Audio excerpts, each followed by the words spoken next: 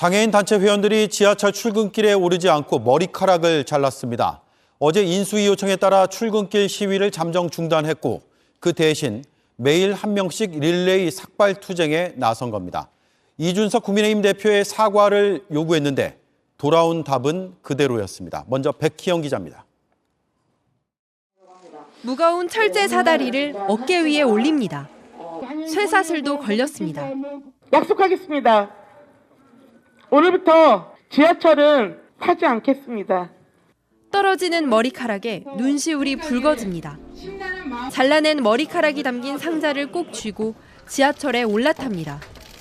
시위가 아닌 이동을 위해서입니다. 전날 시위 현장을 찾은 대통령직 인수위원회는 장애인 관련 예산안을 검토하겠다고 약속한 바 있습니다. 이에 전국 장애인 차별 철폐연대 측은 출근길 지하철 시위를 잠정 중단했습니다. 대신 장애인의 날인 다음 달 20일까지 매일 한 명씩 삭발을 진행하며 인수위 답변을 기다리겠다는 겁니다. 지하철 출근 시위를 시민을 볼모로 잡는 비문명적 방식이라고 비난한 이준석 대표에겐 사과를 요구했습니다. 제대로 사과하지 않으면 2호선을 포함한 모든 노선으로 시위를 확대하겠다고도 했습니다. 2호선은 순환선이기 때문에 안 탄다고 이렇게 이야기하시길래 그 기대에 맞추어서 저희는 2호선도 타겠습니다. 공개 사과하십시오. 그러나 이 대표는 삭발식이 끝나자마자 페이스북에 사과할 생각이 없다며 2호선은 타지 말라고 경고한다고 했습니다. 지하철 시위는 일단 멈췄지만 이 대표의 잇따른 발언으로 갈등의 골이 더 깊어질 수 있다는 우려가 나옵니다. JTBC 백희연입니다. 지하철 출근길 시위가 왜 시작이 됐는지 다시 한번 돌아가 보겠습니다. 계기는 지난해 말 통과된 교통약자법입니다. 장애인 이동권을 보장하기 위한 특별 이동수단 같은 예산 지원을 국가가 보장하느냐, 이게 쟁점이었습니다. 당시 국회 회의록을 찾아봤습니다. 국가가 보조금을 지급한다는 의무 규정이 지급할 수 있다는 임의 규정으로 바뀌어 처리됐습니다. 최규진 기자입니다. 지난해 12월 교통약자법 개정안에는 장애인 콜택시 등 특별 이동수단을 관리하는 이동지원센터에 예산을 지원하는 내용이 담겼습니다. 초안에는 국가가 지원해야 한다는 의무조항이 있었는데 지원할 수 있다는 임의조항으로 바뀌었습니다. 당시 국토위 회의록을 살펴봤습니다. 기재부와 국토부는 보조금법 시행령에 따라 장애인 특별운송사업은 국비 지원 대상에서 제외하고 있다고 주장했습니다. 결국 여야는 법안 통과가 우선이라며 문구를 수정하는 데 합의했습니다. 다만 부대 의견을 달았습니다. 정부가 보조금 관련 시행령을 고쳐서 장애인 특별운송사업에도 국비 지원을 할 수 있도록 추가 조치를 해야 한다는 의견이었습니다. 하지만 시행령 개정 논의는 추가로 이루어지지 않았습니다. 국토위 소속 한 의원은 시행령을 바꾸기 위한 정부 입법이 이루어지지 않으면 한계가 있다고 설명했습니다. 국비를 어떻게 지원할지 원칙을 담은 시행령인데 이를 고치려면 결식아동이나 저소득층 노인처럼 국비를 지원하지 않는 다른 대상과 형평성 시비가 불거질 수 있다는 겁니다. 이 때문에 기획재정부는 당장 시행령을 고치는 건 쉽지 않다는 입장입니다. 기재부 관계자는 제외 대상 사업들은 여러 부처가 얽혀 있다며 소관 부처들과 협의를 거치는 게 우선이라고 설명했습니다. JTBC 최규진입니다. 네, 이 이슈의 중심에 있는 분이 지금 스튜디오에 나와 있습니다. 이준석 국민의힘 대표입니다. 어서 오십시오. 네, 안녕하십니까? 네, 선거 끝나고 처음 뵙습니다. 예, 그렇게 됐네요. 예, 워낙 논란이 뜨거워서 바로 질문을 드리겠습니다. 전국 장애인 차별철폐연대가 어제 인수위와 만난 뒤에 4월 20일까지 한시적으로 시위를 중단하기로 했습니다. 그렇다면 만나실 계획이 있습니까? 저는 우선 불법적인 시위를 한 것에 대해 가지고 전 장현이 이제 시위 양상을 좀 바꾸기로 했다는 것에는 환영의 의사를 밝혔습니다. 예. 그런데 이제 전 장현이 요구한 사안들에 대해 가지고 이제 인수위에도 전달했다고 하는데 그런 사안들은 이미 국회 차원에서도 굉장히 논의가 많이 되고 있던 사안입니다. 전 장현이 새롭게 가져온 사안들이 아닙니다. 그렇기 때문에 저희는 전 장현뿐만 아니라 다른 단체들과의 논의도 지금 진행되고 있기 때문에 뭐 그런 부분 감안해가지고 움직이겠습니다. 예. 나흘 전에 페이스북에 시위를 중단하고 상당 기간 시위를 지속하지 않으면 언론이 배석한 공개 장소에서 만나겠다 이렇게 쓰셨거든요. 예. 그래서 드리는 질문입니다. 저는 4월 20일이라고 이분들이 시한을 정해서 말하는 것도 좀 당황스럽고 그날이 뭐 장애인 날인 것은 알고 있지만은 어쨌든 저희가 선거 과정에서도 보면은 교통공약 같은 것들도 이분이 뭐 이동권들을 이야기하시지만은 이동권 공약 같은 경우에는 저희가 저상버스 공약이라든지 아니면 뭐 광역교통수단에 있어가지고 리프트 설치라든지 이런 것들을 더 적극적으로 했고 그리고 그 공약을 입안한 사람이 접니다. 예. 그럼에도 불구하고 그런 것에 부족함이 있다고 해가지고 시안을 정해가지고 이거 이때까지 답 안 주면은 또다시 지하철을 점거하겠다 뭐 이런 것들은 사실 맞는 대화법은 아니라고 생각합니다. 장애인 단체 시위 방식에 대해서 이견이 있을 수 있습니다.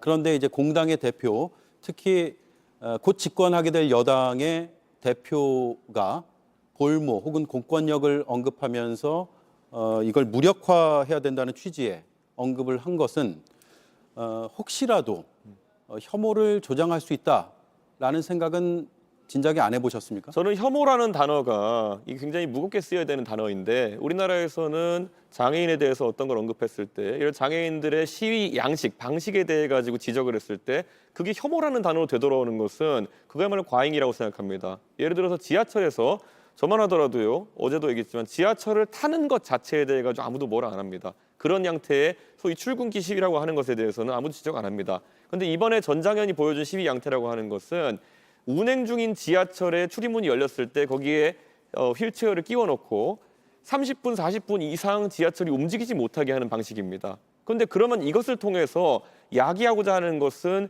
전혀 이 문제에 대해 책임이 없는 일반 시민의 불편함이고 그걸 바탕으로 지렛대 삼아가지고 정치권과 협상을 하겠다는 것인데 이것은 앞으로 받아들여졌을 때 꼭 전장현이 아니하다 하더라도 공공대중운영시설의 그 운행이나 이런 것을 정지시키는 방식으로 만약 시위를 하게 된다 그러면은 큰 사회 혼란이 있을 수 있습니다. 저는 그래서 이거는 꼭 근절돼야 될 시위 양태라고 생각합니다. 정치인, 특히 당대표가 쓸 수 있는 방법과 수단이 많잖아요.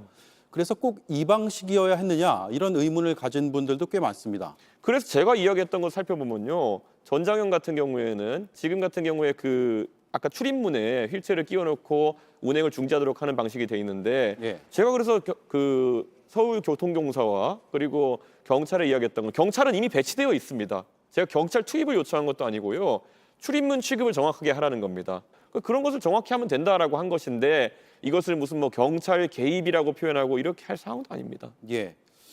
자, 이준석 당대표의 페이스북 글들에 대해서는 여러 의견들이 있습니다. 저희가 그중에서 정치적 목적을 가진 행위가 아니냐 이렇게 해석을 하는 분의 글도 좀 보여드릴 텐데 일부 대중의 감정을 선동하고 분노를 부추겨서 그 분노를 자기에 대한 지지율로 끌어올리고 있다라는 의견이거든요. 저는 뭐 진중권 교수가 저런 글을 썼다고 해가지고 저게 정론은 아닐 것입니다. 예를 들어서 지금 상황에서 그럼 진중권 교수는 입장을 명확하게 해야 됩니다. 저도 진중권 교수는 토론 대담을 많이 했지만은 그럼 앞으로 이런 상황에서 대중의 어쨌든 불편을 담보로 해가지고 시위를 하는 방식에 대해 가지고 진중권 교수가 찬성하는지를 밝혀야 됩니다. 그리고 진중권 교수는 원래 본인이 항상 이런 불편한 진실에 맞서가지고 이야기하는 논객으로 살아왔거든요. 예전에 보면 뭐 심형래 씨 뭐 D1 논쟁 이런 게 있을 때도 보면은 뭐 아니면 황우석 박사 논란이 있을 때도 보면은 다수가 이야기한다고 해서 그것은 항상 정론이 아니다는 입장으로 해가지고 유명해진 분인데 지금 상황에서 그러면은 법을 부정하고 결국에는 그 시위 양태를 인정한다는 것인지 입장을 밝혀주시고 나중에 얘기하셔야 되는 겁니다. 이거는. 네.